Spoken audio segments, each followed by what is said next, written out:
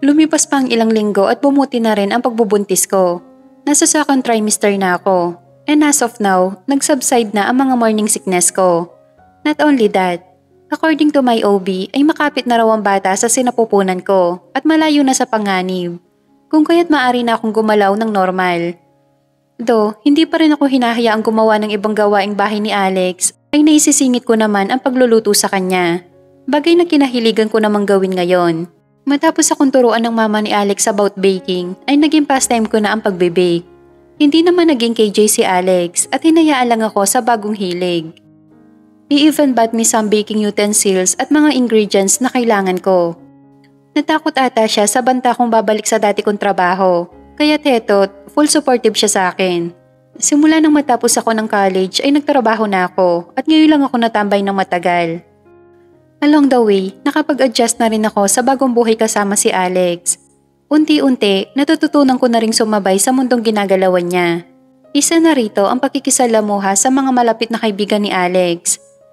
At nakakatuwang malaman na hindi rin pala kami nagkakaiba ni Alex pagdating sa pagpili ng mga kaibigan. Gaya ko, kaunti lang ang circle of friends niya. Yung ba limitado lang kung sino ang dapat pagkatiwalaan at pakisamahan. Yung bandi bali ng kaunti, basta alam mong totoo sila sa'yo. Isa na nga roon si Jacob na pinsan niya, na una ko nang nakilala noon. Taliwas sa una kong akala na binata, may asawa at anak na rin pala ito. Linggo ng hapon, kasalukuyang abala ko sa pagbibake ng cupcakes nang biglang tawagan ako ni Francesca. It's been a while bago siya muling nagparamdam, kaya medyo nasupresa ako. Sandali kong inoff ang mixer at dinampot ang phone sa countertop. I was about to answer the phone nang bigla sumilip sa kusina si Alex. Sino yan? Magkahalong concern at pagtataka lumapit siya sa akin. Judging by the pen na hawak niya, halatang naabala siya ng tawag ko. Kaya tetot, ura-urada na patakbo mula sa library room kung saan ginagawa naman niya ang online company works niya. Si Francesca lang, wag kang ano. Natatawang sagot ko. Para kasi siyang pulis kung makatanong. Feeling, lagi ako may katawagang iba. Palibhasa, simula na magsama kami ay bihira na ako makatanggap ng tawag. Hindi siya sanay. Nagtatanong lang. Sige, balik na ako. Nga pala, ingat ka sa paggamit ng oven, ha? Tawagin mo ko pag may di ka alam dyan. Opo, sige. Sige na, tuloy mo na ang work mo at makikipagchismisan muna ako. Bahagya ko siyang tinulak. Ngunit hinila niya lamang ako at hinapit sa bewang. Okay, pagkis na lang bago ka makipagchismisan. He leaned over at hinalikan ako sa labi. I love you. He whispered after the kiss. Tiningala ko siya at hinalikan sa pisngi. I love you too. Balik tugon ko. At pag ano'y humiwalay na sa akin at lumabas ng kusina. Uy sis, kumusta ka na? Masiglang bungad na tanong ni Francesca. Eto, lumulobo na ang tiyan ko. Pabiro kong tugon sabay haplo sa medyo naumbok ko ng tiyan. Wow, talaga ba? As in malaki na siya?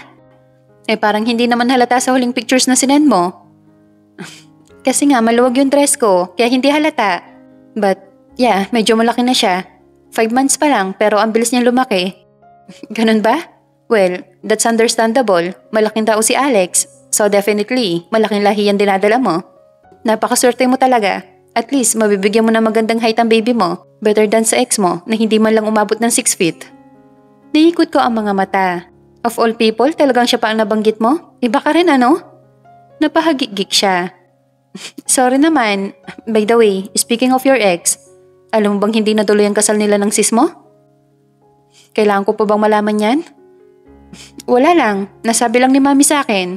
Nagkaroon kasi ng chance na makausap ni mami yung isa sa mga common friends nila. At yun nga, nalaman niyang pinospon daw yung kasal dahil naging busy daw sa business nila yung ex mo. At ang balita ko, nalulugi na raw yung negosyo nila. Kaya ayun, pinatigil mo na ni stepmother mo yung kasal. Napapuga ako ng hangin. Well, lumabas na rin ang pagganatarolesa ng madrasta ko. Simulat sa pool, oportunista na talaga. Pagdating sa pera, sigurista. Social climber na, gold digger pa. Unfortunately, isa ang ama ko sa mga nabiktima niya.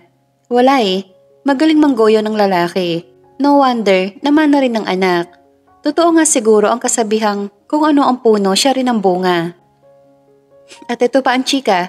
According to my mom's sources, may pinaprospect daw siyang malaking investor, ang ex mo. Multimillion daw ang deal. Pag daw yan, naisa rin niya. That's the time na pwede nang basbasan ng madrasta mo ang kasal. O diba? Deal or no deal lang ang peg? Well, I really don't have anything to say. Good luck na lang siguro sa kanila. Basta ako nananahimik na. I already found my own piece of heaven. Kaya wala na akong time para alalahanin pa sila. Tama ka. Anyway, nakikita ko naman and I'm really happy for you, cuz. Ay naku, can't wait to see you na talaga. Bisita ka na kasi dito para makita mo na din si Alex ng personal. Of course, I will. Baka next week, nandyan na ako. Tuloy, pupuntahan ko rin si Mami sa Cebu para sunduin papunta dyan sa Manila. Oh, so balak mo ring ipasyal si tita sa Manila? That's nice.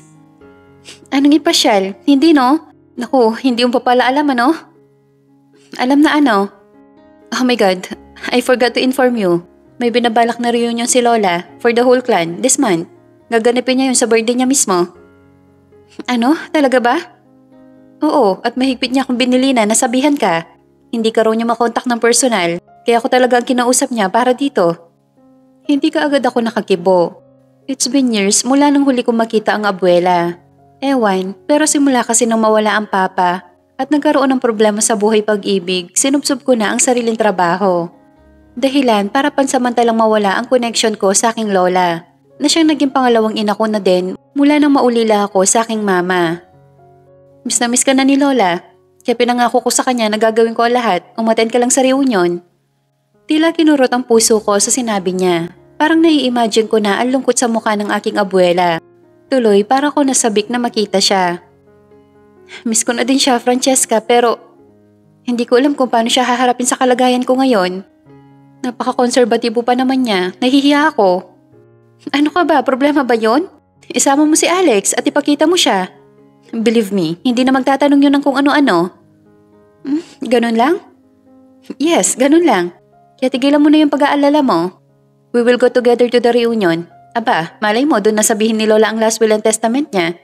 At least, may idea na tayo sa mamanahin natin, di ba? Gaga, buhay pa ang Lola, pinapatay mo na. Natawa siya. Joke lang, ikaw naman, di na mabiro. Then, let's go. Mainam na rin yun para makilala ko na ang mga relatives mo. Wika ni Alex nang mabanggit ko sa kanya ang tungkol sa reunion ng pamilya namin. Kasalukuyan naghahanda na kaming matulog nang maalala ko sabihin sa kanya ang naging kwentuhan namin ni Francesca. Hindi pa rin ako sigurado sa idea na pagpunta sa okasyon, kung kaya't hinihingi ko ang opinyon ni Alex para dito. Hindi ko alam, napakatagal na rin kasi ng huling pagkikita namin ng Lola. And within those time, hindi ako nagparamdam sa kanya. Feeling ko napakasama akong apo for not remembering her. To the point na nahihiya na akong magpakita sa kanya. Tas ngayon, makikita pa niya akong buntis nang di pa kasal. Baka hindi ko na naituloy pa ang sasabihin at nalulumong napahaplos ako ng tiyan. Napabuntong hininga siya. Inabot niya ang kamay ko nakalapot sa aking tiyan at bahagyang hinila sa kanyang tabi. Baby, nagpapa-stress ka na naman. Ayoko niyan. He kissed my forehead at masuyong hinagod ang tiyan ko. I'm sorry, pero hindi ko maiwasang mag-worry ng ganito. Gusto ko na talaga makita si Lola. Pero natatakot ka. Kung ano masasabi niya tungkol dito? Tukoy niya sa noong bukon tiyan. Hindi ako nakakibo. Baby, ano ba ako sa'yo at sa baby na nasa tummy mo? Alex, I'm your fiancé and the father, right? Napatango ako. So, ano pang dapat mong ipangamba? I'll just gonna tell her that we are getting married soon. Talaga lang ha? Hanggat walang wedding ring, hindi yun makukumbinse. Is that so? Well, dapat siguro, madaliin ko na ang pag-aayos ng kasal natin. Instead next month, siguro, ngayong week na lang. Ano? Posible ba yon? Pinalakihan ko siya ng mata. Of course, posible. Do, sa West lang. That is kung okay lang sa'yo. Yun lang kasi ang pinakamabilis na paraan, alam ko. Sa tuwa ko, agad na napayakap ako sa kanya na mahigpit. Oo Alex, okay lang sa akin kahit saan, may kasal lang tayo. Natatawang kinulong ng mga palad niya ang magkabilang pisngi ko at muso yung pinakatitigang mabuti. Wala nang bawian to rin dahil bukas na bukas din pupuntahan ko na ang lawyer ko para ayusin ang lahat. So, bago matapos sa lingkon to, may kasal na tayo. Do you hear me? After this week, magiging Mrs. Madrigal ka na. May only Mrs. Rain Madrigal. Hindi na ako nakasagot pa nang biglang siliin niya ako ng halik. Simple but very solemn ang naging kasal namin ni Alex sa West. Salamat sa mga koneksyon ni Alex na lawyer at ilang matataas na staff sa munisipyo. Nakakuha kami ng mas maagang slot para sa kasal. Si Jacob at ang asawa nito ang nagsilbing witnesses namin. Sinama ko na din si Gerald at Reggie para naman sa side ko. The ceremony took only almost 30 minutes. Ngunit sa kabila ng maiksing oras, napuno ng sari-saring emotion ang buong seremonya. Both of us cried while saying our vows. Walang script, lahat on the spot. Kaya naman mas dama namin ang bawat linyang binitawan namin sa isa't isa. Day before ng wedding, nang ipaalam namin sa mga magulang ni Alex ang tungkol sa kasal. Nasa New York na kasi ang mga magulang ni Alex. They were both surprised and glad at the same time. Dahil bigla ang gustuhin man nilang umuwi, ay hindi na nila maisingit sa schedule. Meanwhile, hindi ko pa pinaalam kay Francesca ang lahat. Saka na lang pag nakita na kami. We went to Boracay after the wedding. Gamit ang private plane, narating namin ang lugar na hindi ako natagtag sa biyahe. We spent 3 amazing days on a private island. And I will say, yun na yata ang pinakasosyal at romantikong island hopping na naranasan ko.